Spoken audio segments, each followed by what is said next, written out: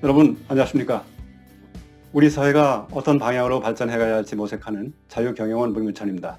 이번 칼럼은 최근에 문재인 대통령이 미국과의 정상회담을 하고 돌아왔죠. 그동안 우리 정부가 지나치게 친중적인 그러한 행태를 보여서 상당히 걱정을 했었는데, 이 정상회담에서는 이제 뭐 조금 우리 국민을 좀 안심시켰다 할까요? 그런 태도가 많이 달라진 그러한 모습을 좀 볼 수가 있었습니다.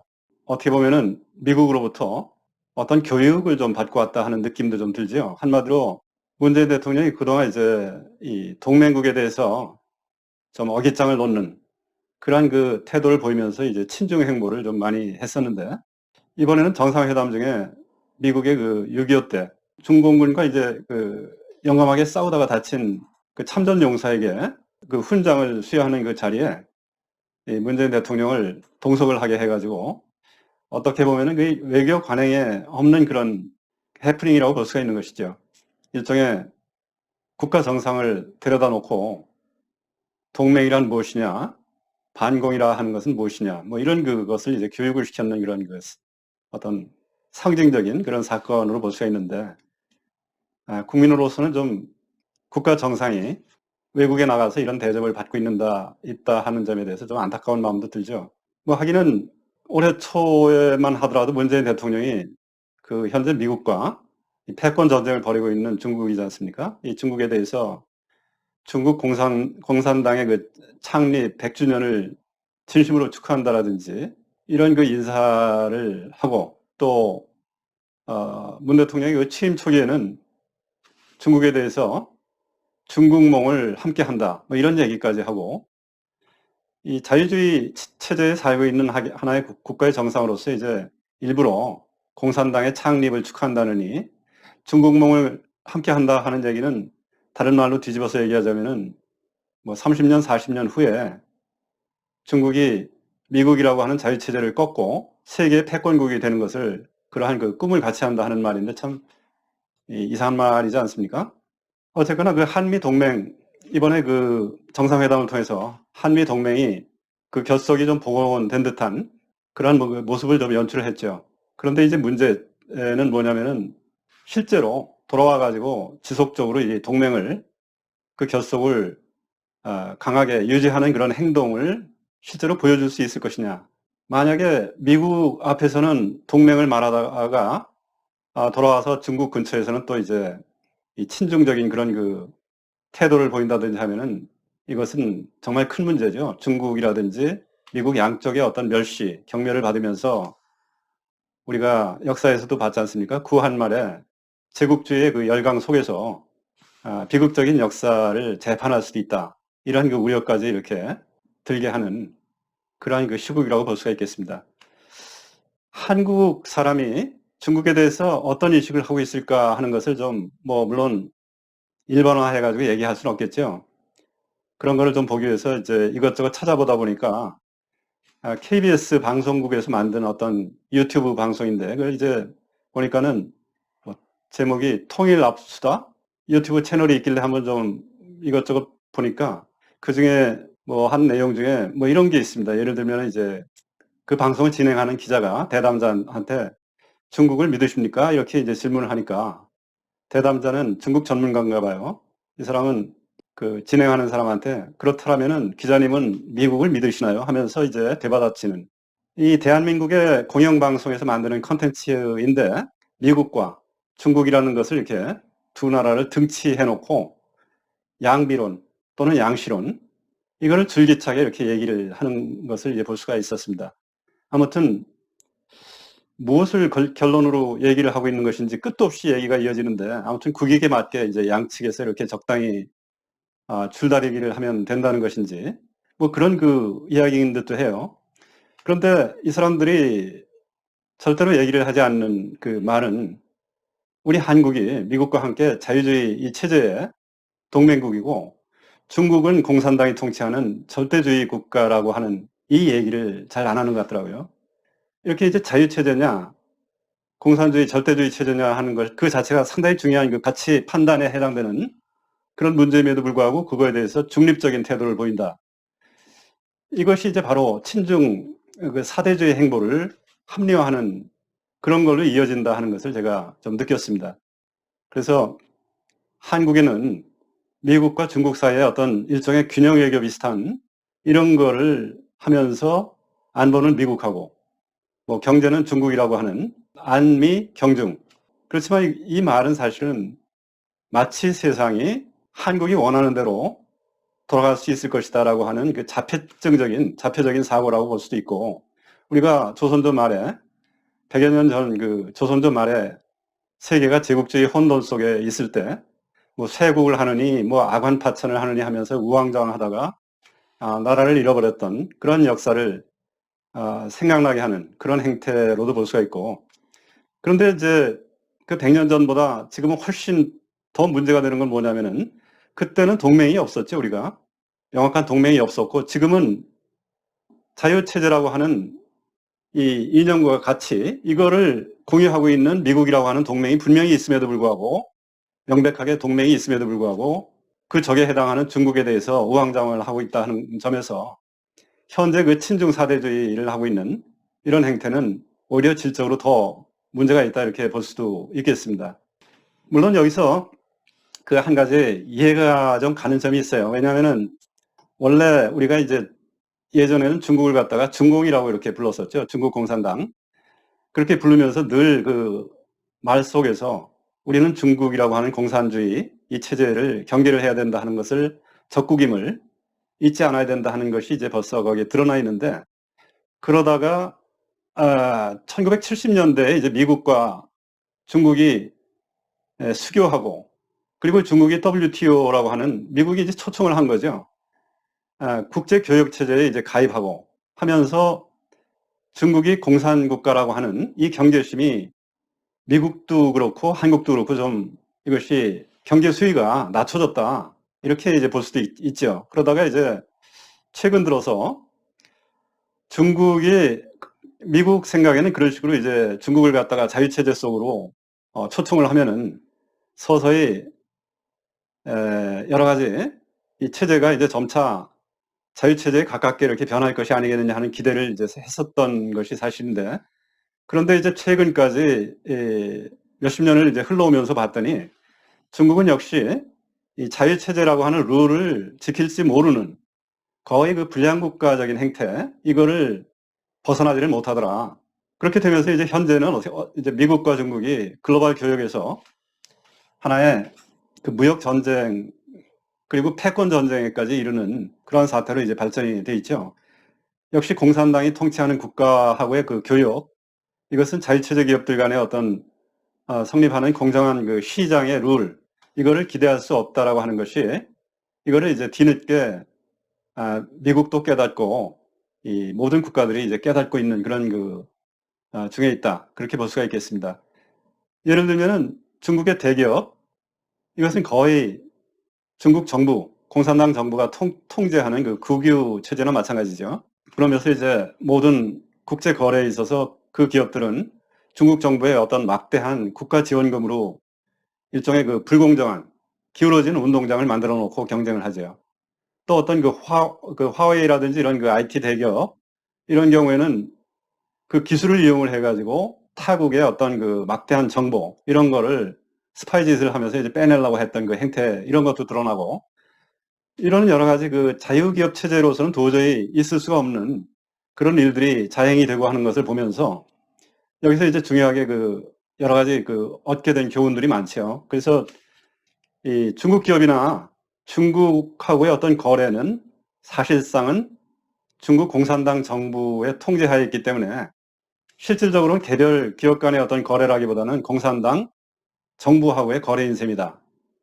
예를 들어서 어떤 중국 기업이 우리나라의 뭐 제주도에 무슨 투자를 한다라고 하면은 이것을 순수한 어떤 기업의 투자로 받아들이기가 어려운 것이죠. 중국 공산당 지부가 제주도에 하나의 뿌리를 내리는 것하고 이제 유사하게 되는 그런 결과라고 이렇게 볼 수도 있습니다.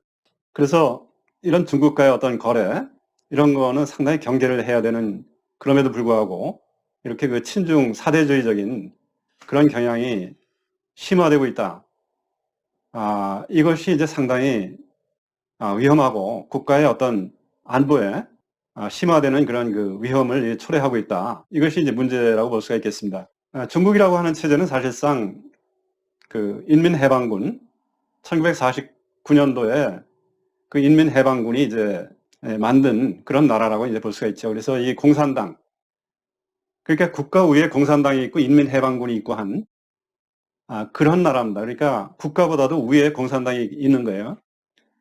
그래서 중국은 공산당에 반항을 하지 않는다라고 하는 전제하에서 선택받은 어떤 그 사람들에게 뭐 자본주의를 좀 일부 해도 좋다라고 하는 시혜도 좀 베풀고 이런 식의 그 정치 형태를 취하고 있는데 이거는 뭐 중국 사람들은 중국 특색의 자본주의다 이렇게 그 선전을 하죠. 그렇지만 이제 일찍이 그 피터 드루커가 얘기를 했듯이 이거는 마치 헌금만 내면은 당신이 하나님을 믿든 안 믿든 신자라고 해주겠다. 이렇게 얘기하는 거하고 똑같이 몰 가치적인 그러한 그 체제다. 이렇게 그 볼 수가 있는 것입니다. 중국의 그 경제 성장이라고 하는 것도 사실은 우리가 잘 알고 있다시피 농민공이라고 하는 내륙 지방에 이렇게 살고 있는 그 국민을 갖다가 일종의 2등 국민처럼 취급을 하면서 내부 식민지화해서 이 사람들은 아무리 오랫동안 도시에 나와가지고 열악한 조건에서 일을 하더라도 도시의 거주 권리가 주어지지는 않죠. 몰래 일하는 것처럼 그렇게 이제 일을 하는 겁니다. 마치 불법 거주자 같은 그런 신분이죠. 그래서 이런 사람들 착취한 결과로 이렇게 성장도 하고 하는 것인데 이 중국 공산당이 이제 앞으로 이런 사람들에게 중국 다른 그 국민들처럼 똑같은 그러한 권리를 줄 것인지 말 것인지 이거는 그 중국 정부의 첨예한 최대의 이슈 중에 하나라고 볼 수도 있겠죠.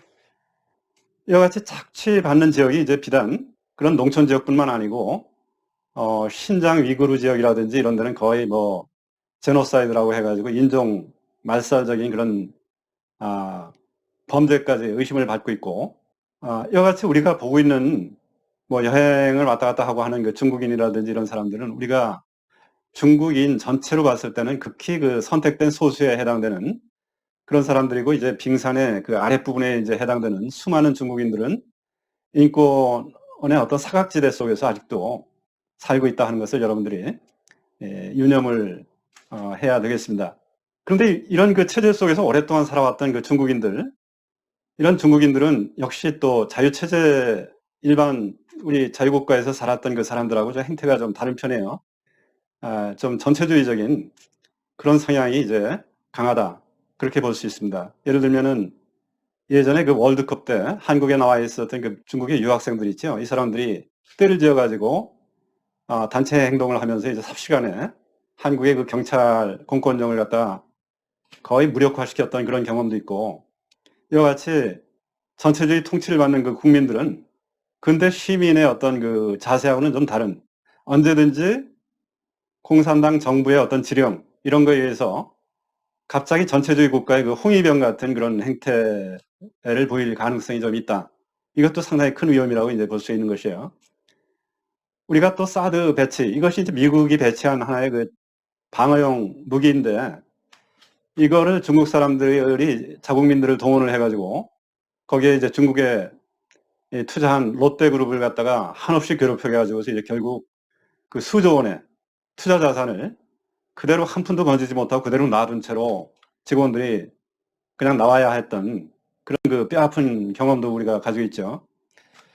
어쩌면은 중국인들이 원래 이런 그 전체주의 성향이 좀 강한지도 모르겠습니다. 예를 들면 외국 그런데 나가 있는 그 화교들, 특히 그 동남아시아에 있는 이 화교 이런 사람들은 전체 거주 인구 전체의 한 20%밖에 되지 않는데도 불구하고 그 차지하고 있는 경제력은 뭐 말레이시아라든지 이런 경제 전체의 80%의 영향력을 이제 가지고 있다 그러죠. 그런 점에서 우리 한국의 어떤 지자체 이런 장들이 뭐 아무 생각 없이 중국의 차이나타운을 갖다가 대규모로 조성을 하려고 한다라든지 하는 것은 거의 나라를 갖다가 말레이시아라든지 하는 동남아시아처럼 만드는 그런 그 위험에 빠뜨릴 가능성이 있는 일종의 그 반역 비슷한 그 위험이 있다. 특히나 지금 현재 이제 신냉전 시대라고 이렇게 국제 정세가 이제 급격하게 변화하고 있죠.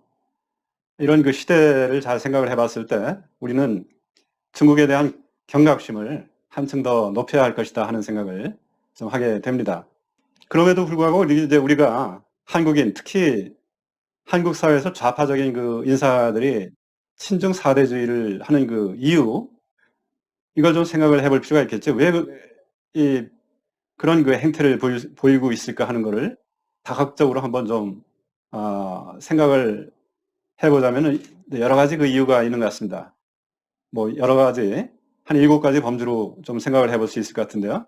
첫째는 그 현대 중국의 그 뿌리라고 볼 수 있는 모택동의 공산혁명, 이거를 흠모하는 운동권 세력이 한국 사회에 있다라고 하는 이 우스꽝스러운, 그것이 현실이죠. 이 운동권의 하나의 그 뿌리라고 볼 수 있는 리영인가 하는 그 영향이라고도 이렇게 얘기를 하는데, 뭐 이 리영이라는 하는 사람이 전환시대의 논리라든지 뭐 새는 좌우의 날개로 난다라든지 뭐 이런 그 여러 가지 그 유명한 인용이 자주 되는 그런 말도 했는 사람이 리영인데, 이 사람이 본 거는 이제 사회주의 나라의 하나의 실제하는 그런 현상을 봤다기보다도 그 모택동의 그 공산 체제가 선전하는 그 내용을 그대로 사실로 착각을 했는 점이 이제 상당히 강하죠.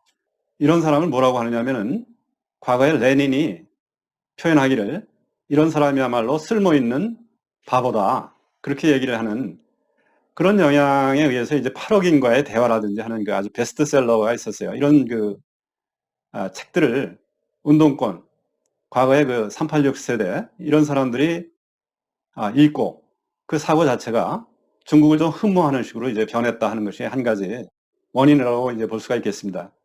그리고 한국의 그 식자층 중에는 두 번째로 보자면은 우리가 통일을 하려면은 역시 중국의 도움을 받아야 되지 않느냐 하면서 친중이라고 하는 그 부분을 좀 정당화하는 그런 논리를 펴는 사람들이 상당히 많이 있죠. 그런데 이런 사람들이 하지 않는 말은 뭐냐? 그런 식으로 중국의 도움을 받아서 통일을 한다라고 한다면은 그 체제는 어떤 통일이 되겠습니까? 당연히 공산 통일이 되겠죠. 중국의 도움을 받아서 통일을 했다. 만약에 공산 통일이 아니라면은 중국이 도와줄 리가 없는 것이죠. 이와 같이 한국이 공산주의화 돼가지고 중국의 하나의 위성 국가로 살겠다라고 하는 말을 뒤로 숨긴 채 중국의 도움을 받겠다 이런 말을 하고 있는 것이다 하는 것이 이제 두 번째 부류에 해당이 된다, 이렇게 이제 볼 수가 있겠습니다. 그 세 번째 범주는 이거는 좀 그야말로 한국인의 그 DNA에 이렇게 녹아있는 하나의 그 오래된 전통하고 이제 관련된 것이죠. 사실은 조선조 수백 년 동안 우리가 친중 사대주의 속에서 살았지 않습니까?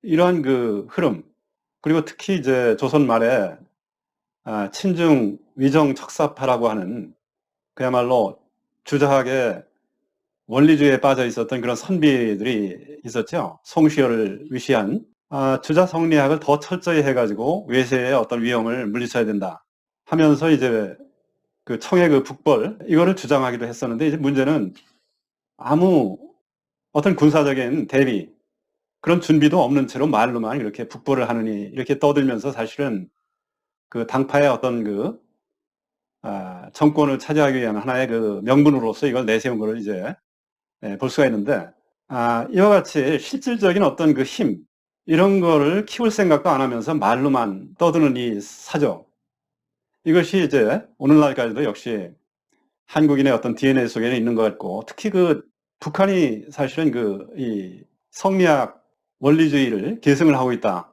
그렇게도 볼 수 있는 것이죠. 북한의 그 주사파라고 하는 거, 주체사상파라고 하는 것은 마치 한국이라고 하는, 그러니까 자기들의 그 체제를 세계 중심에다 놔두고 어디하고도 타협을 하지 않고 문을 닫아 걸고 하는 그 자폐적인 그런 체제라고 볼 수 있는데, 그것이 바로 주자 성리학의 하나의 그 멘탈이고, 현재 운동권 세대 멘탈도 상당히 거기에 가깝다, 그렇게 볼 수가 있겠습니다. 네 번째로 생각을 해볼 수 있는 그 원인은 이것도 이제 운동권의 멘탈이라고 볼 수 있는데, 이 모택동식의 어떤 공산혁명까지는 아니다 하더라도 국민의 마인드를 좌파적으로 이 경도시키기 위한, 이끌고 가기 위한 그런 하나의 시도로서 우리 사회에 이제 상당히 한 20년 된 것 같아요. 정의에 대한 그 열풍이 상당히 강하죠. 그런데 여기서 말하는 그 정의라고 하는 것은 뭐냐 하면은 좌파적인 분배 정의를 얘기를 하고 있습니다. 가진 자의 부를 나누어서 덜 가진 사람한테 나눠주는 이런 그 분배적인 정의로 보는 것이죠. 그런데 이제 실질적인 이 자유체제 우파적인 그 정의라 하는 것은 그런 정의가 아니고요. 모든 개인의 그 행복을 추구하고, 이거는 궁극적으로 어떻게 개인들의 이 행복을 추구할 수 있느냐 하면 궁극적으로는 이 사회 속에서 자기 자신의 그 역할을 찾아가지고 나의 그 직업 속에서 나의 그 어떤 이 적성, 이거를 살려가지고서 이제 자조자립하는 그런 사회 속에 나의 하나의 역할을 수행하는 것이 이제 궁극적인 그 행복이라고 이제 볼 수 있는 것이죠. 그 문명의 그 진전이라고 하는 이것은 이런 식으로 해가지고 나타나는 것이지, 문명의 그 진보는 모태똥식의 어떤 그 민중혁명에서 나오는 것이 아니다라고 하는, 어떻게 보면은 연속을 상당히 중요하게 여기는 것이죠. 연속이라고 하는 것은 일종의 질서를 존중하는 자세라고도 볼 수 있습니다. 그런 그 질서를 존중하는 속에서 부단히 새로운 변화를 모색을 하는 이런 그 혁신 변화, 이것과 그 연속 간의 절묘한 균형, 이런 속에서 이제 이 사회가 발전하는 것이지, 모태똥식의 민중혁명에서 이제 발전하는 것이 아니다라고 하는 그 믿음을 가지고 있는 것이 우파적인 정의라고 볼 수가 있습니다. 좀 더 근본적으로 이제 다섯 번째 그 원인, 배경이라 할까요? 이걸 이제 생각을 해보자면은, 우리가 사물을 보고 뭘 학습을 하고 공부를 하는 그 태도, 일종의 인식론, 이것이 좌파하고 우파하고 상당히 다른데, 이 좌파는 역사나 실제 경험에서 우리가 이걸 배워야 하는데, 그러한 그 실제에도 불구하고 한 번 자신의 논리 속에다가 뭘 이렇게 심어 놓으면은 그거를 끝까지 고집을 하죠. 일종의 그 이성 만능주의입니다. 그런데 이제 보수 우파적인 그 사고는 뭐냐 하면은, 역사를 봐라, 이게 경험이지 않느냐, 보면은 북한이나 중국 인민, 이 사람들이 행복하게 잘 사느냐 아니지 않느냐, 그 소리는 어떻게 되느냐, 망했지 않느냐, 이거를 역사와 경험을 통해 가지고 보는 거죠. 그러면서 저런 식으로 하면 안 되겠구나 하는 것을 뭐 누가 설명을 하지 않더라도 사실은 그렇게 느끼고 알게 되는 것인데, 그리고 이제 현재 뭐 이 좌파 정부에서 하자는 식으로 그와 같이 하면은 이거 청년 실업이 더 심각해지는 거 아닐까? 사람들은 점점 더 이 불행해지고 그렇게 되면서 이제 이 전체적인 성장, 이거는 가라앉는 것이 아닐까? 이거를 그냥 이 경험을 통해 가지고 느끼는 거예요. 이런 식으로 이제 사물을 보고 배우는 자세가, 하나는 이성 만능주의적이고 그 반대쪽은 경험주의적이다. 이런데 이제 큰 차이가 있다, 그렇게 볼 수가 있겠습니다. 그리고 여섯 번째는 좌든 우든, 이거는 좀 반성을 좀 해야 되는데, 우리 사회가 좀 극단적인 이 상대주의적인 문제가 좀 있다, 이렇게 생각이 됩니다. 국내 제가 아는 어떤 보수 우파의 하나의 그 리더급이라고 할 수 있는 학자인데, 이분이 뭐 유튜브도 굉장히 그 영향력이 있는 유튜브도 방송을 하고 하는 분이에요. 외국에서 이제 이 국제 정치 이쪽으로 공부를 하신 분이죠. 근데 자신의 그 유튜브 방송에서 하는 얘기가 좀 생각이 나는 것이 오래전인데요. 자기가 이제 미국에서 이제 그 친구한테 이런 식의 대화를 했다는 거예요. 지금 뭐 미국이 세계 제1등 패권국이니까 우리가 미국 편이지, 만약에 중국이 세계 1등이 된다 하면은 당연히 한국은 중국 편이 되지 않겠느냐, 이렇게 얘기를 했다 그래요, 미국 친구한테. 그 말을 들은 그 미국인은 어떤 생각을 했을까요? 그야말로 한국인은 아무런 가치 지향이 없는 극단적인 상대주의자들이구나, 이렇게 생각을 하지 않았을까요? 이런 사고가 우리 한국 사람들에게 상당히 만연돼 있다. 몰가치적인 상대주의자, 이런 생각을 좀 반성을 해볼 수가 있겠고요. 마지막으로 이제 일곱 번째로 좀 제가 생각을 해봤던 것은, 역시 이것은 중국 공산당의 이 막강한 돈, 이 자금력, 이거를 이용한 이 영향력이 이 우리 사회가 이 친중으로, 많은 인사들이 친중으로 기울게 하는 그러한 그 원인이 되지 않겠느냐 하는 생각을 좀 해볼 수가 있습니다. 그 중국 자본의 힘, 이게 이제 너무나 막강하다 보니까 이 사람들은 자유체제의 어떤 룰을 지키지도 않고 중국 공산당 정부의 어떤 지휘 통제 하에 그 영향력을 이렇게 교묘하게 행사를 하는 것이죠. 그렇게 하면서 뭐 학계라든지 정치, 경제계, 언론계, 문화, 예술 할 것 없이 중국 자본의 그 영향을 받지 않는 것이 없을 정도로 이렇게 돼 있는데, 이렇게 되다 보니까 점차적으로 이게 친중 행보가 점점 더 심화되고 있지 않느냐, 이런 그 여러 가지 한 7가지의 그 원인, 왜 이렇게 친중 사대주의적인 부류가 많고 점점 심화되고 있는 것일까 하는 것을 좀 생각을 해봤습니다. 이런 그 다양한 원인이 영향을 미쳐가지고 친중적인 그런 정서를 형성을 했다, 이렇게 생각을 해볼 수가 있는데, 우리 한국이 여기서 벗어나서 한국이 추구하는 근대적인 자유체제를 확립을 하려면 무엇보다도 역시 개인, 자유, 시장을 기반으로 하는 그 가치관을 확립을 해야 되겠습니다.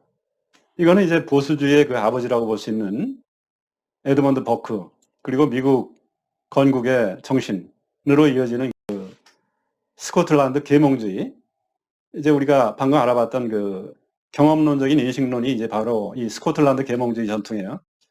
이런 그 사조에 있어서 이제 사회개혁이라 하는 것은 마치 무슨 혁명 이런 것이 아니고, 버크가 얘기하기를 아들이 아버지의 상처를 갖다가 수술하는 그런 그 자식된 심정으로서 아주 조심하면서 이렇게 변화를 하는 것이, 이것이 버크의 그 자유보수주의적인 그 사상이라고 볼 수가 있습니다.